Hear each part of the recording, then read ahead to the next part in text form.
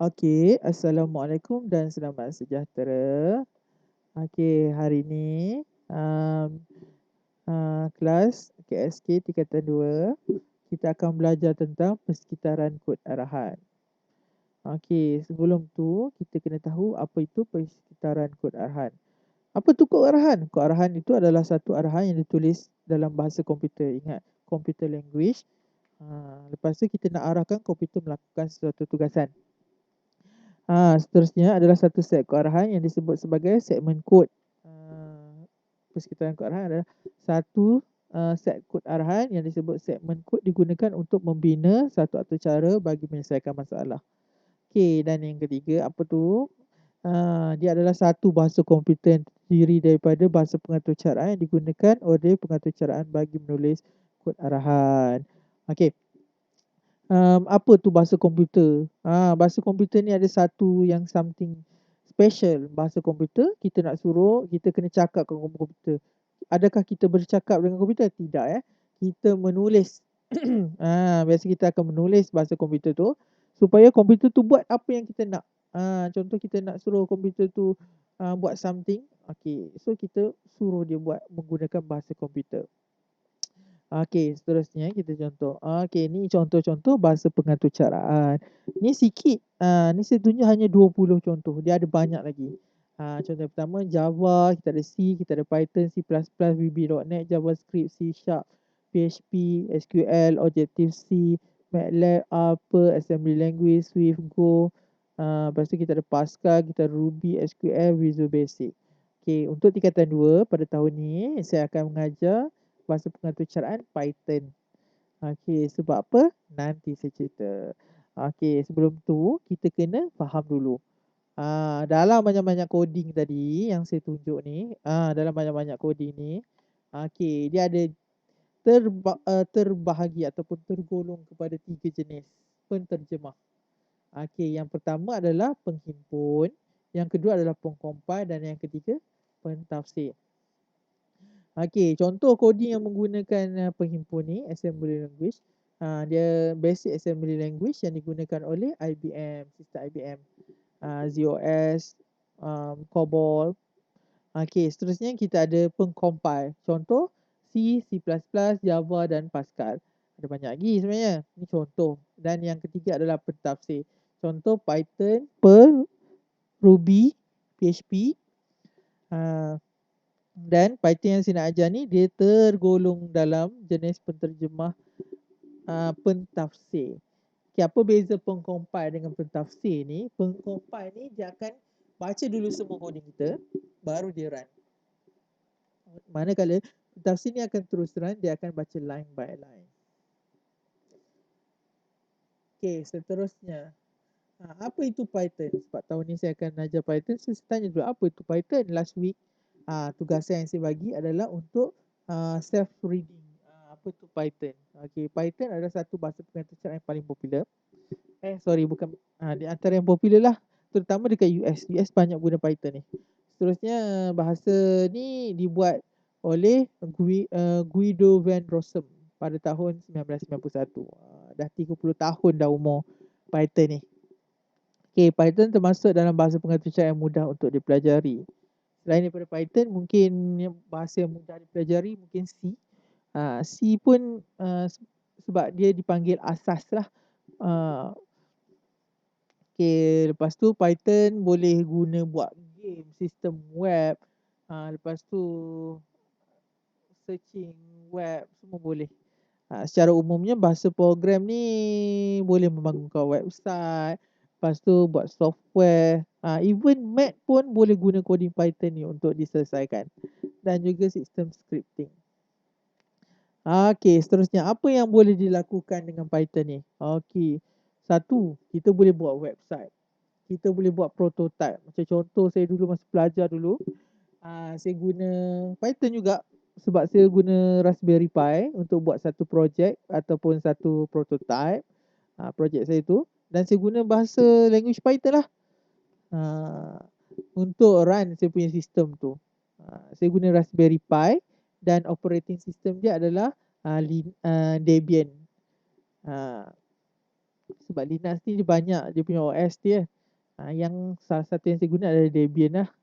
Okay, seterusnya kita boleh buat workflow, kita boleh buat database system, kita boleh buat kita boleh manage big data. Big data ni tahu berapa? Big data ni kita ada banyak data dan kita perlu uruskan. Biasa big data ni untuk orang yang buat analisis, kita nak buat apa orang panggil analisis data. Oh, tiba-tiba hilang pula idea saya tu. Okay, tak apa. Contoh kita nak buat operasi matematik yang kompleks pun kita boleh guna Python ni. Kita settingkan formula-formula, lepas tu kita masuk je value yang perlu. So dia akan jawab untuk kita. Okay, seterusnya apa manfaat belajar Python ni? Python yang paling mudah, dia memiliki sintax yang sederhana dan hampir dengan bahasa Inggeris. Contoh dia akan guna print, dia akan guna input dan lain-lain lah. Python ni dapat berjalan sebagai dalam berbagai OS lah, sistem OS. Antara OS yang popular yang kita guna ni yang Windows ni pun boleh. Dia boleh guna dekat OS, dia boleh Mac pun boleh, Windows boleh, Linux boleh, macam-macam OS boleh. Okay, seterusnya Python berjalan dalam baris kod. Okay, maksudnya dia terus je baca kita punya kod yang kita tulis line by line macam saya terangkan pada awal tadi. Okay, bagaimana nak install? Okay, yang pertama kita boleh, okay, sebelum saya cakap bagaimana nak tu, kita ada dua probability lah. Yang pertama kita nak install dalam kita punya komputer, dan yang kedua adalah kita tak nak install. Contoh macam dalam phone kita biasa kita jarang install. Kita akan install dalam PC kita. Okey, cara nak install pertama adalah membuka python.org. Ni. Okey, kita buka Python tu. Lepas tu kita pilih download lah. Python.org ni www.python.org, kemudian pilih download. Okey, seterusnya jika tak nak install, kita boleh guna ni lah. Sekejap, saya tunjuk dekat browser saya. Mana dia?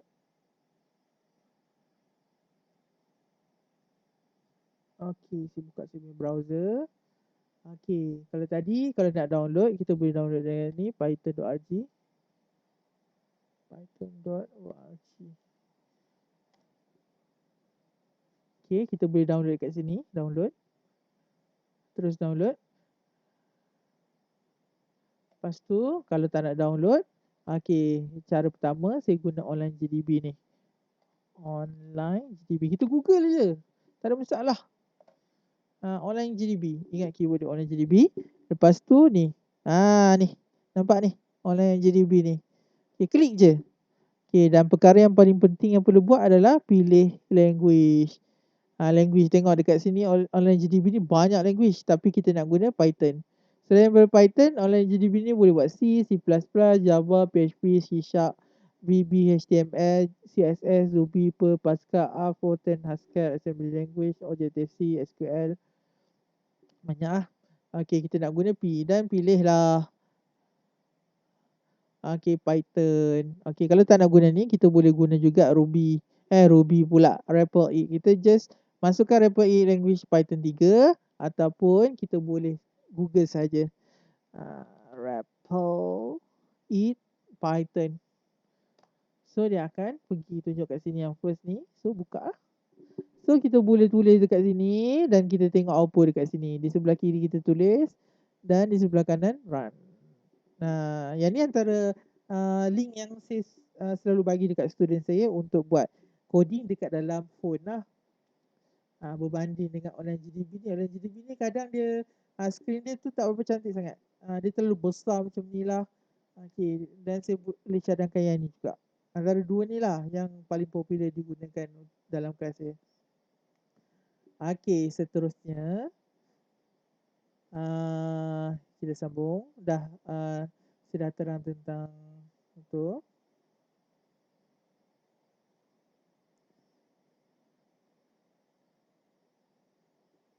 Okay, seterusnya kita kembali kepada slide. Seterusnya, okay, sebelum kita nak tulis coding, kita kena tahu ni ada 3 jenis data ni.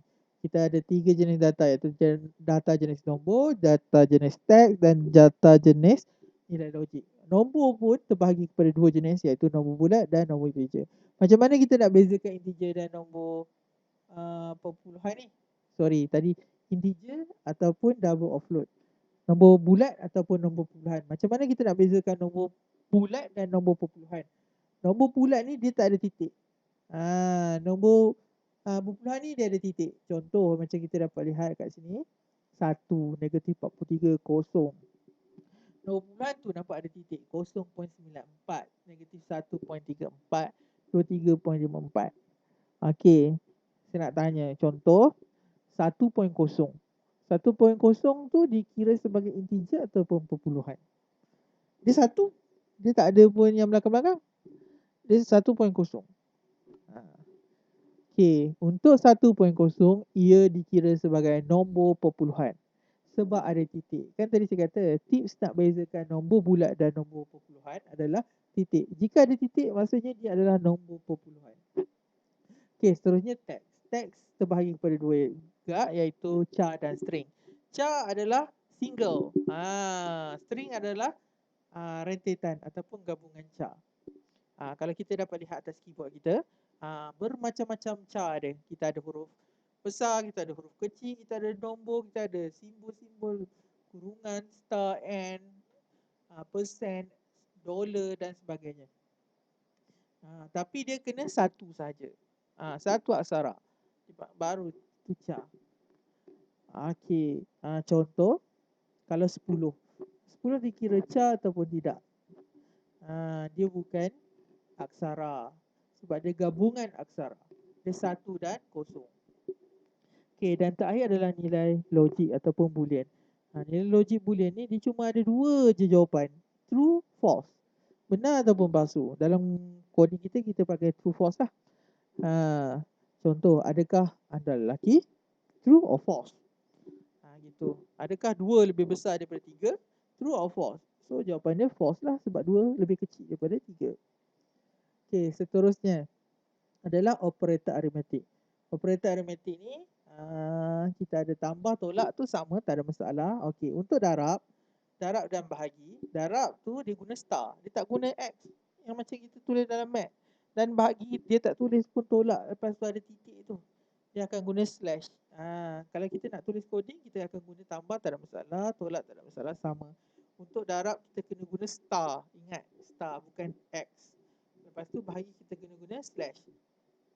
Okey, seterusnya ada 3 operator baru yang mungkin baru anda belajar, iaitu first adalah modulus. Modulus ni dia fokus kepada baki sahaja. So kita buatlah macam mana pun pengiraan matematik, dia cuma ambil baki. Contoh 9 bahagi 2. 9 modulus 2, sorry. 9 modulus 2 jawapan dia adalah 1 sebab jawapan dia adalah 4 baki 1. 4 darab 2, 8, 8 tambah 1 jadi 9. So jawapan 9 modulus 2 jawapan dia adalah 1 sebab baki dia adalah 1. Jika bagi kosong, modulus dia jawapan dia kosong lah. Contoh 8 modulus 2 jawapan dia adalah kosong. Okey, eksponen. Eksponen yang 2 star ni dia fungsi dia adalah power ataupun kuasa. Contoh 5 eksponen 2 maksudnya 5 square. 5 eksponen 3 5 cube. So 5 kuasa 3 sama dengan 5 darab 5 25, 25 darab 5 berapa? Begitu. Okey, untuk flow division ni adalah cermin. Okey, yang seterusnya adalah flow division ni adalah cerminan kepada modulus ataupun lawan kepada modulus.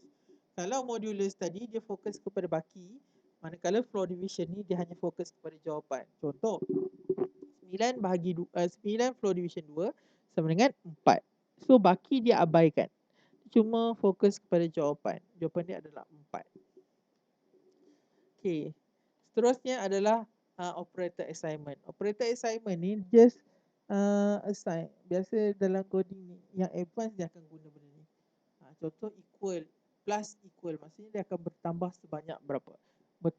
Minus equal akan menolak sebanyak berapa dan seterusnya. Okey, seterusnya ini pun agak penting terutama dalam uh, operator perbandingan ni paling penting dalam nilai logik lah. Sebab dia nak bandingkan true or false. Okay, contoh 2 equal to 5. Jawapan dia false lah. Sebab 2 equal to 2 lah. Dia tak boleh sama dengan 5. Manakala yang tanda seru equal tu baru tidak sama dengan.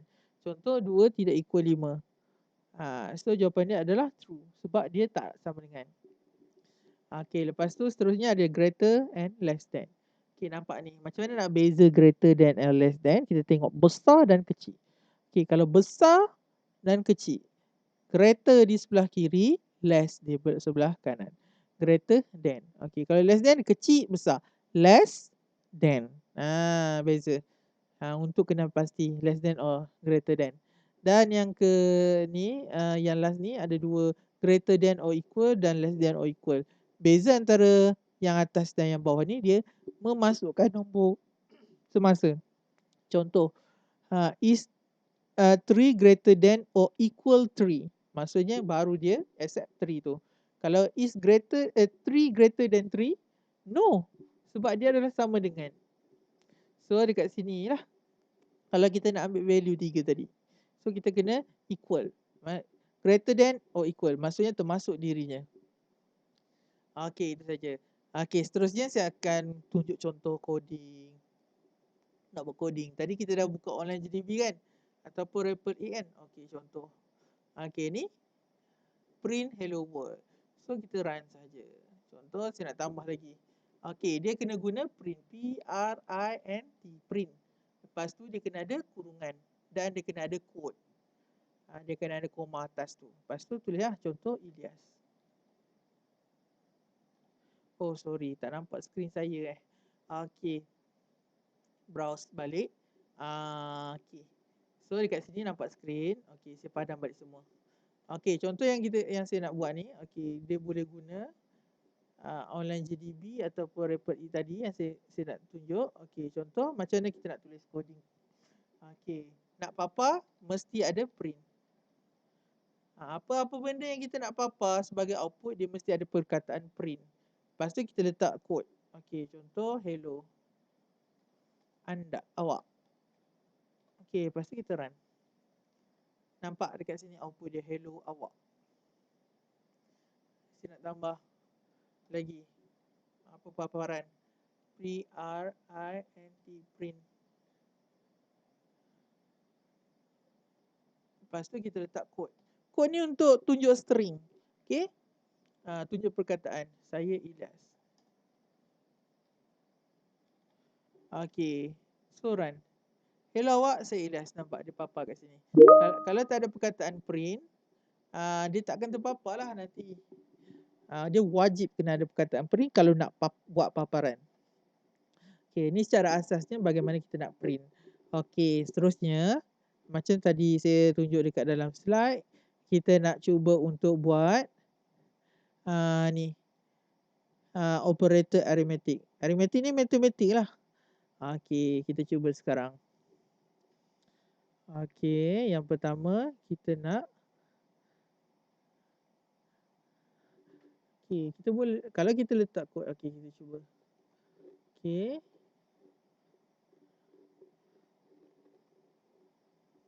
Okay, print 2 tambah 2. So kita run. Nampak dia keluar 2 tambah 2 sebab kita letak ni kod ni. Kita letak koma ni. Bila kita buang koma ni, kita tengok apa jadi. Print 2 tambah 2. So dia akan keluar 4. Sebab bila kita letak kod tu yang koma atas tu, dia akan jadi perkataan. Dia akan papa perkataan. Manakala kalau kita tak letak, dia akan jadi nombor lah. Print 2 tambah 2 sama dengan 4. Contoh 5 tolak 2 pula. 5 tolak 2. 5 tolak 22. So dia akan jadi negatif 17. Seterusnya tolak dah tambah dah darab. Contoh 4 darab kena guna star kan. Okey, lepas tu 5 sama dengan apa? Sepatutnya 20. So jawapan dia keluar 20. Seterusnya kita nak bahagi. Contoh kita nak bahagi 40 bahagi dia kena guna slash 5. Sepatutnya 8. Nampak? Kenapa dia ni? Nampak dia akan jadi float. Ni titik perpuluhan, nampak? Bila kita guna bahagi je dia akan automatik jadi float. Contoh 40 bahagi 3. Apa jadi? Tengok. Okay, dia ada 13.3334. Tambah sudah, tolak sudah, darab sudah, bahagi sudah. Sekarang kita nak try. Okay, kita nak modulus. Modulus adalah persen. 4 modulus 3 sama dengan 1. Sebab 39. 13 40 bahagi 3 sama dengan 13 bagi 1. So, kita ambil baki. Kita tengok. Satu lagi. 40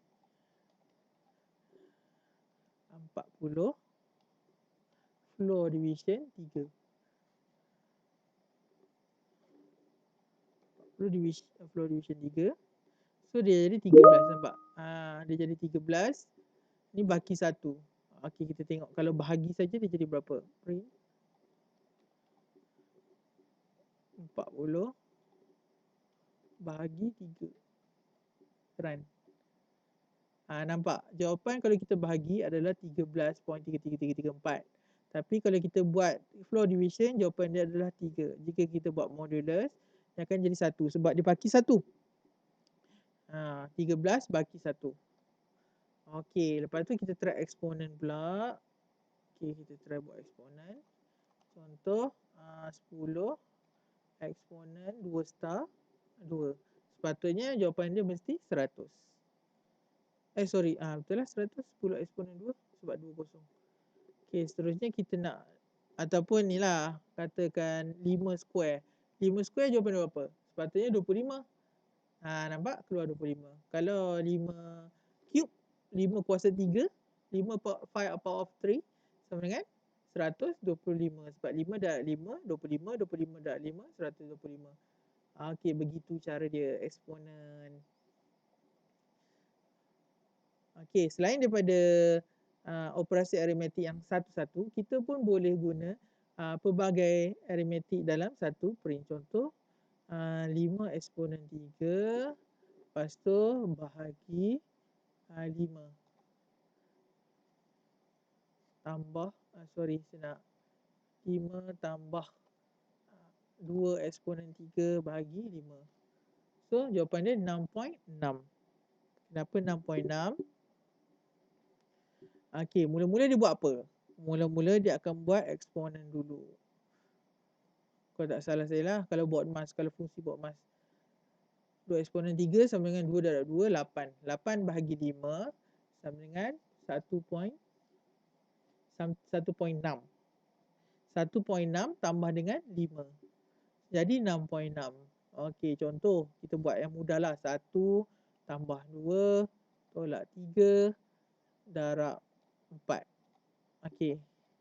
1 tambah 2 darab 3 darab 4. 1 tambah 2, 3. 3 tolak 3, kosong. Kosong darab 4, kosong. Adakah jawapan dia kosong? Ataupun kita guna fungsi buat mas, 3 darab 4. Darab dulu. 3 darab 4 sama dengan 12. 12, okey, ni 1 tambah 2, 3. 3 tolak 12 sama dengan 9. Tengok betul tak jawapan dia yang mana satu? Okey, negatif 9. 3 tolak 12 sama dengan negatif 9. Dia tak jadi kosong sebab dia fungsi Bodmas. Okey, itu saja untuk pelajaran kali ini. Okey, seterusnya, okey, untuk latihan minggu ni saya minta semua buka soalan masing-masing. Okey, lepas tu kita pilih course Python for Beginner yang saya minta register minggu lepas dan kita open course.